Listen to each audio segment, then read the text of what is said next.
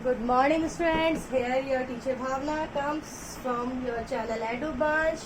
New topic, question number 5 from 9th class 1.3 exercise.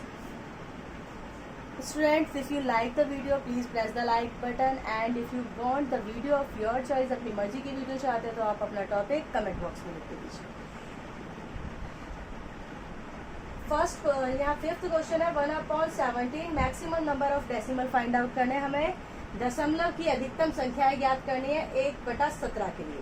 तो हम इसे 1 को 17 से भाग करेंगे क्योंकि 1 हमारा स्मॉल है, 17 से छोटा है, तो हम डेसिमल लगाएंगे. यहाँ 10 हो गया. अब 10 भी छोटा है तो हम 0 लगाएंगे, फिर यहाँ 100 हो जाएगा, 100 हो जाएगा. उसके बाद हमने लिया 17 5 जा 85 होता है. 85 तो सब्ट्रैक्ट किया, जब घटाया तो आया 15. 15 के लिए डेसिमल है, यहाँ पे हमने 0 ले लिया, फिर 8 जा लिया.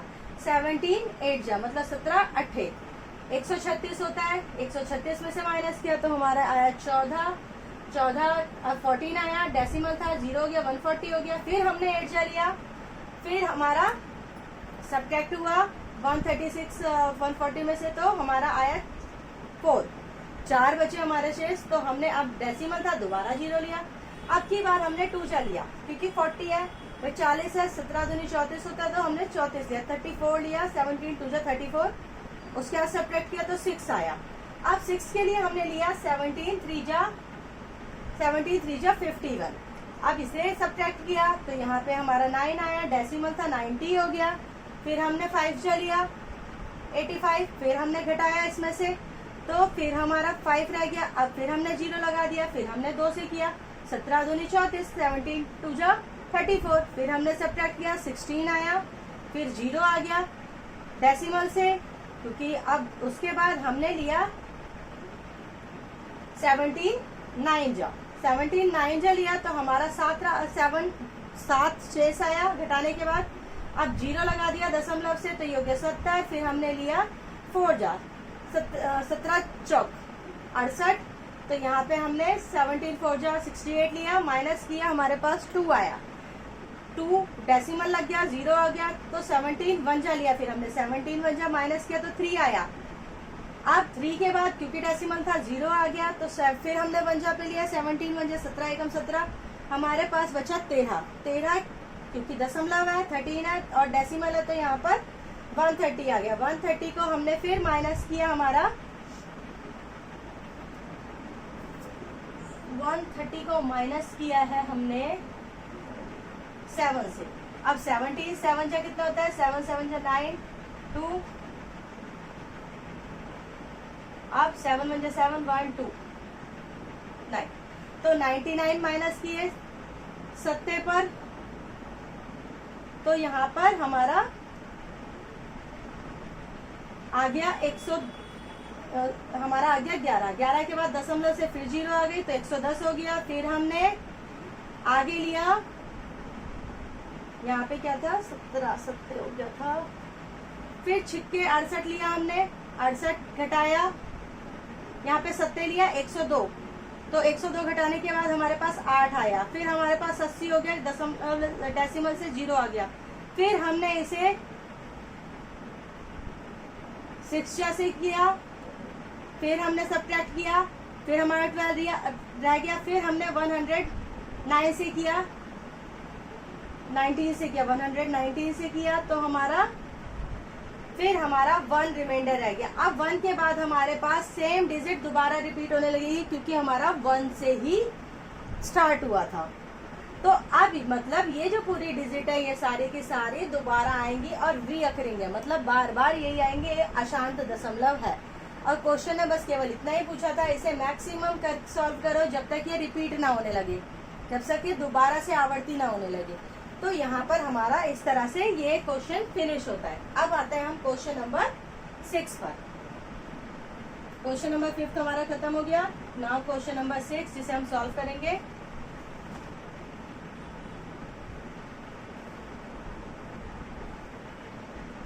और क्वेश्चन नंबर 6 यहाँ पर है कि हमें ऐसी संख्याएं लिखनी है, ऐसी कुछ संख्याएं लिखनी है जिनमें हमारा Q जो हो क्यू मतलब पी अपॉन क्यू की फॉर्म में लिखते हैं ना, पी बटा क्यू की फॉर्म में लिखते हैं। क्यू हमारा ऐसा हो कि शांत दशमलव हो जाए हमारे संख्या, और दशमलव के रूप में हमें व्यक्त करना है। तो एक बात हमें सीधे सीधे याद रखनी है छठे क्वेश्चन के लिए कि कोई भी संख्या तब हमारी शांत दशमलव होगी जब उसे या तो हमारे 2 की घात आ रही हो, या हमारे उसके नीचे 2 की घात हो, या फिर उसके नीचे जो q हो उसमें 5 की घात हो, या फिर हमारी जो q हो उसमें 2 की घात कुछ भी हो सकती है बेटा, कि 2 की घात और 5 की घात दोनों आती हो, तब हमारी ये संख्याएं हम मान लेते हैं कि शांत दशमलव होंगी। तो यहाँ हमने, क्योंकि क्वेश्चन में पूछा है कि हमें एक एग्जांपल्स देने हैं, यहाँ पर हमें क्यों ऐसी वैल्यू लेनी है बेटा जो हमारी सेटिस्फाई करे कि हमारे जो डेसिमल आए वो हमारा टर्मिनेटिंग डेसिमल हो। टर्मिनेटिंग डेसिमल की कंडीशन होती है या तो हमारा क्यू जो होना चाहिए 2/2 की पावर होना चाहिए, या फिर हमारा 5 की पावर में होना चाहिए, या फिर हमारा 2 और 5 की मल्टीप्लाई करके इनकी पावर में कुछ होना चाहिए। तो यहाँ पर हमें कुछ एग्जांपल्स लेने। एग्जांपल हमने ले लिए, पहला एग्जांपल हमने यहाँ पे लिया 9/2। मैंने बोला ना 2 की पावर में होना चाहिए, तो यहाँ पे हम 2 की पावर 1 ले सकते हैं। 2 की पावर 1 ले लिया। अब हम यहाँ पे जब हम डिवाइड करेंगे इसे, हमने 2 को डिवाइड किया 9 से, तो क्या हो गया 2 चौक 8, 2 4 जा 8, माइनस हुआ 1, डेसिमल 0, 2 5 जा 10, या 2 पंजे 10। तो मतलब ये इसका आंसर हमारा ये आ गया। अब देखो यहाँ पे टर्मिनेटिंग डेसिमल है, शांत दशमलव है, कुछ भी आगे ऐसा नहीं आ रहा जिससे वो आवर्ती आ रही हो। अब यहाँ पे दूसरा ले लिया, इसमें देखो क्या है 7, 2 गुणा 2 होता है, तो 4 का मतलब तो 2 गुणा 2 होता है ना। मतलब अगर हम देखें सही से तो 7 2 की पावर 2 की घात 2 आ रहा है, या 2 की पावर 2 आ रहा है। तो यहाँ पर अगर हम इसे सॉल्व करते हैं तो क्या आएगा आंसर हमारा, यहाँ पे 4 7 7 4 1 जा 4, 4 एकम 4, 3.0, 4 सत्ते 28, 7 4 7 जा 28। देन जब माइनस किया तो 2 रह गया, 2 आया, डेसिमल है 0, 4 पंजे 20, या 4 5 जा 20। सो यहाँ पे भी टर्मिनेटिंग डेसिमल में ही आएगा ये, क्योंकि यहाँ पे 2 की पावर है। मैंने बोला ना क्यू जो होना चाहिए तो 2 की पावर में होना चाहिए, कुछ 2 की घात में होना चाहिए, या फिर हमारा 5 की घात में होना चाहिए, या फिर 2 और 5 दोनों की घात में हो सकता है। तो यहाँ पर इसका आंसर आ गया 1.75।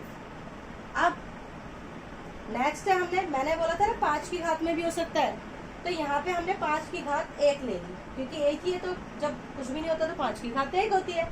अब 5 की घात जब हमने 1 ली तो क्या आया हमारा, करके देखते हैं, 5 5 और अंदर 12, 5 2 जा 10, 2 रह गया, डेसिमल 0, 5 4 जा 20, 5 दूनी 10, घटाया 2 रह गया, 5 चौक 20। अब यहाँ पे मतलब आ गया हमारा 2.4। ये भी एक टर्मिनेटिंग डेसिमल है, यहाँ पे हमारा टर्मिनेटिंग डेसिमल है क्योंकि आगे नहीं बढ़ रहा। अब शांत दशमलव, अशांत दशमलव तो है ही। अब देखो यहाँ पर हमने देखो यहाँ पर 5 लिया, आप चाहे तो इसे 25 भी ले सकते हैं। मतलब 2 की घात 5 की घात 2, 5 गुणा 5 हो गया ना बेटा, 5 5 जा 25, 5 पंजे 25, तो मतलब 5 की घात 2 है, तब भी ये आपका टर्मिनेटिंग भी होगा, शांत दशमलव ही होगा। देखो इसका आंसर हमने ऊपर क्या लिया है, 2 लिया है, और सॉरी 25 बाहर और 2 अंदर, दशमलव 0 नहीं जाएगा, एक और 0 लगा दो, अब 200 हो गया। अब देखो 8 कितना होता है इसमें, अब 8 5 जा 40, 8 पंचे 40, तो 4 ऊपर 0 नीचे, 8 दूनी 16, 17 18 19 20, 8 2 जा 16, 17 18 19 20, इतने से 8 से चला गया, तो भी ये शांत दशमलव है 0 8। तो ये सारी संख्याएं वो संख्याएं हैं जो शांत दशमलव है, और हमारे क्वेश्चन में यही पूछा था। ऐसी संख्याएं लिखिए, उदाहरण के साथ, रीजन एग्जांपल के साथ बताइए ऐसी डिजिट्स जो हमारी शांत दशमलव हो। अब हमारा रह गया क्वेश्चन नंबर 7। अब देखते हैं क्वेश्चन नंबर 7 में क्या बोला है। इसमें हमारा बोला है कुछ ऐसी संख्या लिखिए, right the 3 digit those having non terminating decimal. ऐसी 3 संख्याएं लिखिए जिनका दशमलव प्रसार आवर्ती है। आप देखिए, आप ऐसे भी लिख सकते हो 101 1001, क्योंकि ये ऐसे आपकी चलती रहेंगी। आप दूसरी संख्या लिख लीजिए, पहली संख्या तो ये हो गया, अब 3 लिखनी है ना, आपको 3 डिजिट लिखनी है, तो आप दूसरी ले लीजिए 0.202 00200, ऐसे आप कंटिन्यू कर सकते हैं। थर्ड डिजिट हो गई आपकी 230300 और 3000। इस तरह से आप कंटिन्यू कर सकते हैं इन डिजिट्स को।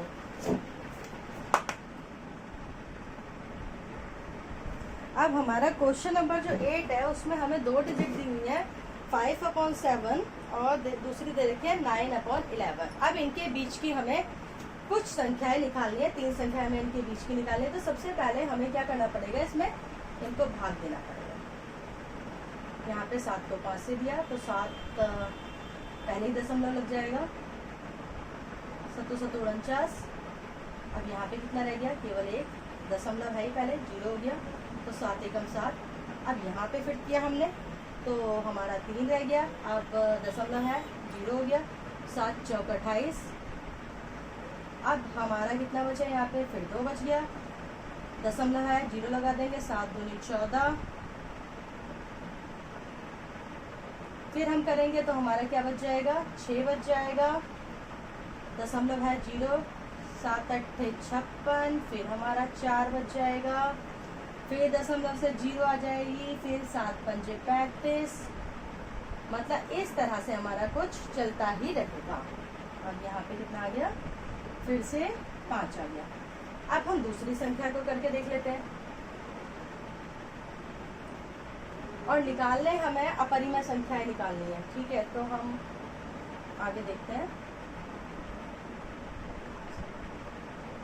मतलब दशमलव के रूप में निकालनी है। दूसरा हमारा 11 और 9, हमने डिवाइड किया तो 0 90 हो गया, 8 पे गए तो 88 हो गया, 88 हो गया, 11 8। फिर बचा हमारा 2 और 2 के बाद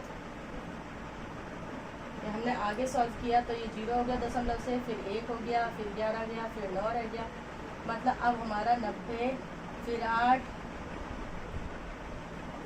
फिर 88, फिर 2 0, मतलब फिर से हमारा 1818 चलता रहेगा। मतलब हमारे पास एक तो संख्या ये है, दूसरी है ये, इसके बीच की हमें निकालनी है। कोई भी हम 3 संख्या लिख सकते हैं। अब तो हम लिखते हैं तीसरी संख्या, मतलब 71 से लेकर 81 तक के बीच के आप लिख सकते हैं। तो हम लिख लेते हैं संख्या, पहली संख्या लिख लेते हैं। बेटा कोई भी संख्या लिख सकते हैं, ऐसा नहीं दिमाग में रखना कि हम ये नहीं लिख सकते, हम वो नहीं लिख सकते। 2 5 0 7 2 5 00, एक संख्या ही हो गई। अब दूसरी हम ये लिख सकते हैं, क्योंकि 3 4 0 7 3 4 00, इस तरह से हम सोन आगे संख्या लिख सकते हैं। तीसरी संख्या लिख सकते हैं हम 7 5 4 3, फिर दोबारा से 7 5 4 3, इस तरह से हम कोई भी 3 संख्याएं लिख सकते हैं। अब हमारा आता है 9th question, question number 9। Question number 9 में हमसे पूछा है, हमें यहाँ पे रैशनल परिमेय होता है बेटा, रैशनल नंबर है या इरेशनल नंबर है ये बताना है। तो इसमें पहले में देखो, जो हमारा 23 होता है, 23 होता है, आपको पता है वो किसी से अपने अलावा डिवाइड नहीं होगा। तो ये हमारा जो जाएगा, ये जाएगा हमारा रैशनल नंबर में। फर्स्ट के लिए आएगा परिमेय संख्या, परिमेय संख्या, या फिर लिख सकते हैं आप रैशनल नंबर। अब सेकंड वाला जो है हमारा, उसमें हमारा 2 to 5। अब हम देख लेते हैं 2 to 5 के भाई क्या फैक्टर बनते हैं, क्योंकि यहाँ पे 5 है, लास्ट में 5 है, मतलब इसके हम शायद ये हमारा पूरा वर्गमूल हो, पूरा स्क्वायर रूट निकल जाए, स्क्वायर रूट में से वैल्यूज निकल जाए। 2 2 5, तो हमने किया 5 से, तो यहाँ पे क्या 4, बेटा एलसीएम लेना है 5, फिर हमने 5 से किया तो बचा 9, अब 3 3 3, मतलब यहाँ पे हमारे जो 2 2 5 है उसके पेयर में से हम 5 बार तो 2 बार तो हमारा 5 मल्टीप्लाई हो रहा है, गुणा हो रहा है, और 2 बार हो रहा है हमारा 3, तो इन दोनों में से 1 निकाला जा सकता है, इन दोनों में से 5 3 15, मतलब 15 निकाला जा सकता है। तो भाई ये तो नंबर निकल गया। तो अब ये नंबर निकल गया, इसे हम डेसिमल की तरह से तो लिख ही नहीं सकते, दशमलव के रूप में नहीं लिख सकते, तो इसे हम बोलेंगे, क्या बोलेंगे इसे, जो सेकंड होगा, जो सेकंड क्वेश्चन है उसे बोलेंगे हम इरेशनल